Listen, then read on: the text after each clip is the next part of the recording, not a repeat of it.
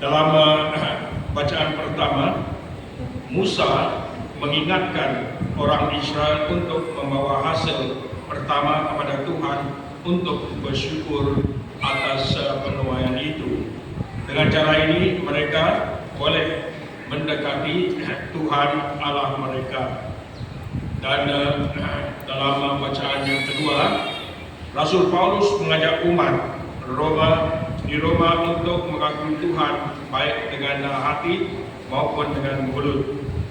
Saudara dan saudari, pengakuan ini akan mendatangkan keselamatan. Kita diajak untuk benar-benar mengimani Tuhan dalam hati kita dan mengakui iman itu dengan perkataan kita yang baik yang diilhamkan oleh Tuhan dari sabdanya sendiri. Lebih lagi kepada kamu katikumen harus mendengar sabda Tuhan setiap hari agar kamu diilhamkan oleh Tuhan supaya iman kamu tetap teguh dan kuat. Dan dalam Injil ini kita mendengar tentang Yesus dicobai iblis dan cobaan itu gagal. Tiga cobaan itu setan tidak dapat menarik perhatian Yesus karena Yesus dipenuhi dengan Roh Kudus. Jadi begitu juga kamu katikumen akan menerima kuasa Roh Kudus apabila kamu menerima dua sakramen, yaitu sakramen pembaptisan dan sakramen penguatan. Jadi apabila Roh Kudus berada di dalam kita yang sudah menerima sakramen-sakramen ini, kita harus seperti Yesus dikuatkan oleh Roh Kudus. Tetapi kita harus berdoa seperti Yesus berdoa, dia berpuasa. Sebab itulah berpuasa itu, saudara dan saudari, bukan hanya kita disuruh untuk makan kurang ataupun tidak makan. Jadi bagaimana konsep puasa kita? Bukan puasa kita ini hanya kita tidak dibenarkan makan setiap hari Jumat ataupun hari Rabu dan sebagainya. Tetapi apa yang Pope Francis katakan, kita makan boleh, tapi apa yang kita harus puasakan adalah dari apa yang kita lakukan, apa yang kita bicara.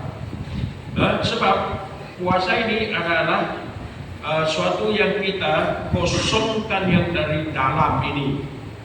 Yang dari dalam ini seperti mana Yesus katakan, membuat orang itu jadi najis. Sebab dari dalamnya semua yang terkeluar, bukan yang dari luar masuk ke dalam yang membuat orang itu kotor ataupun najis, tidak. Yang dari dalam keluar. Sebab itulah kita dengar dari bacaan ini, bagaimana Tuhan ingin kita mengeluarkan semua yang jahat.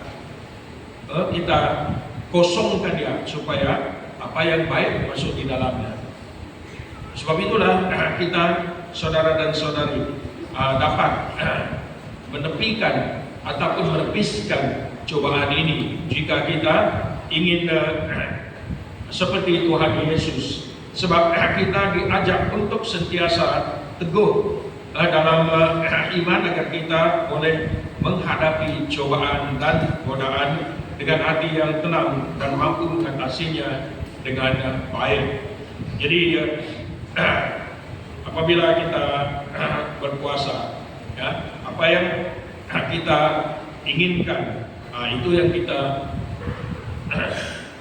ketepikan, supaya dia ataupun kita dapat berdisiplin ataupun mendisiplinkan diri kita agar kita dapat seperti Yesus mengalahkan semua cobaan dan godaan ini.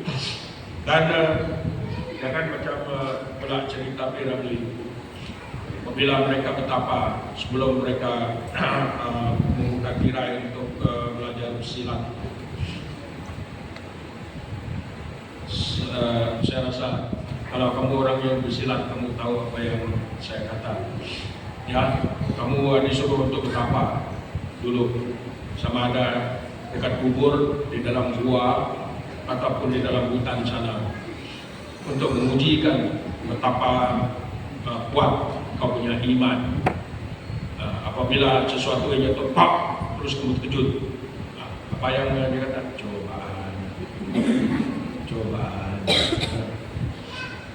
Apabila anjing melimpah saja, terus lari.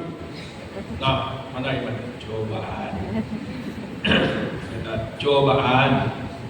Apabila anak dan dicolek, baru dia tahu itu cobaan. Jadi, bagaimana kita melihat cobaan ini, saudara dan saudara? Adakah Yesus katakan cobaan? Adakah? Di dalam Injil ini apabila setan katakan dia sudah tahu Tuhan Yesus itu lapar. Kalau kamu anak Allah, dia kata, batu ini kau tukarkan untuk menjadi roti. Adakah Yesus kata cobaan?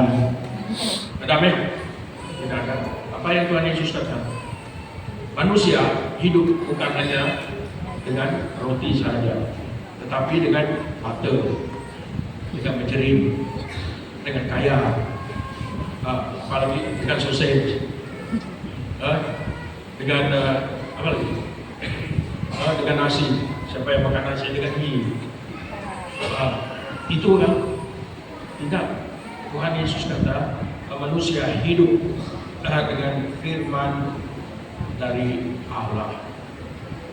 Itu juga saudara dan saudari, bukan hanya menjadi pedoman kita, tetapi jadi makanan rohani kita. Jadi dengan itu saudara dan saudari, marilah kita sama-sama mohon bantuan Tuhan agar kita dapat mengatasi cobaan dan godaan di dalam kehidupan kita dengan baik. Lebih lagi kepada kamu katikumen, dan saya dengar ada yang katikumen tidak hadir pada hari ini.